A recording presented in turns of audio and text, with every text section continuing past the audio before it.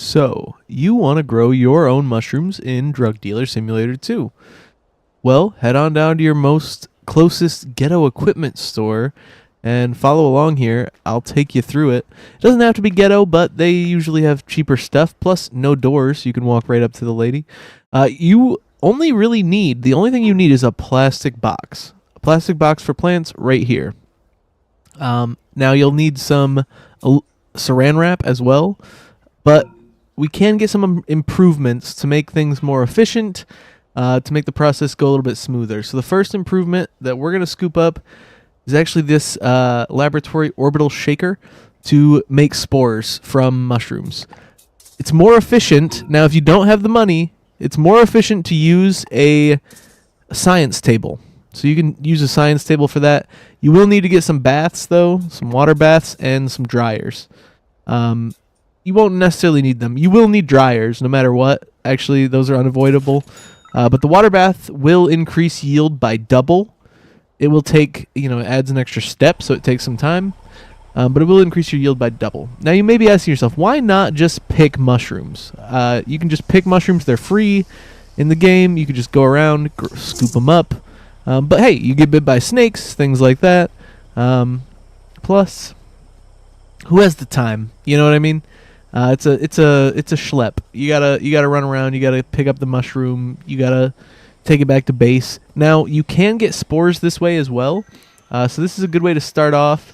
Just getting your spores, getting your mushrooms, collecting stuff up, and that's what you need to do to get. So you will need to get mushrooms, or you will need to get spores, at the very least, or mushrooms that you can turn into spores to start off your mushroom growing journey.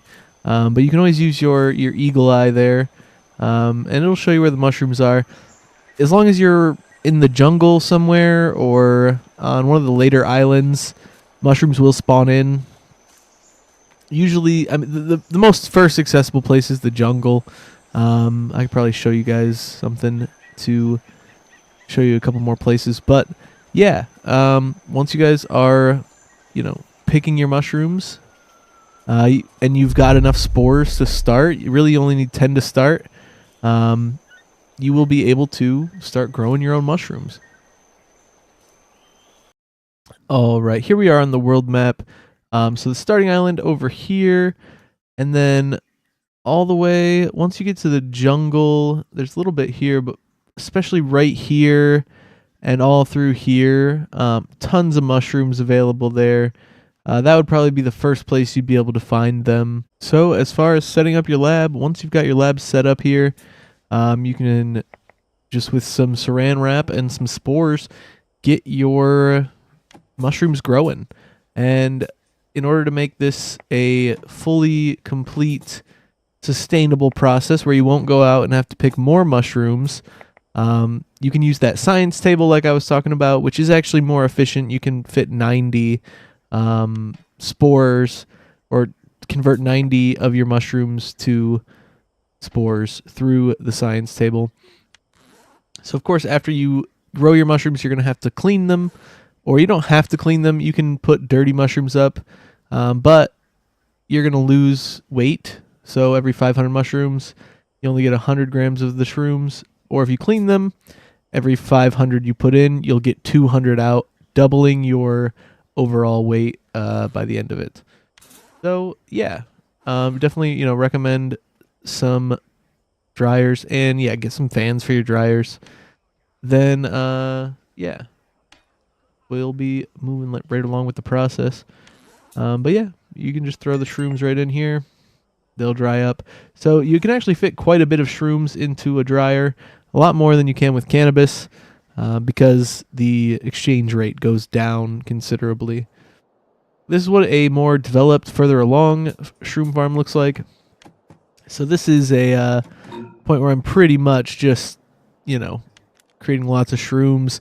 You always want to extract your spores from dirty shrooms if you can, with using the laboratory shaker or the science table, because you're going to get a better yield. Your clean shrooms, you've already gone to the lengths of cleaning them. You've already taken some of your time out and you get the same yield, the same exact yield, 3 for each mushroom. So there's no real reason to use clean mushrooms in your situation there. At that point, you might as well just dry them up and add them to your base so you can sell them. So yeah, as soon as they dry, they just go directly into your base's substance storage, and from there, your dealers or your distributors can sell them to your dealers, or if you need to get them to your dealers yourself, you can package them up. Now, you will go through a lot of fertilizer running this farm. You're going to want to pick out a lot of the fertilizer. I'm getting some cocoa bars here since we were using that phenethylamine recipe. But yeah, that's about it. Those are the things you need. That's all you need to run a successful mushroom and sustainable mushroom farm in Drug Dealer Simulator 2.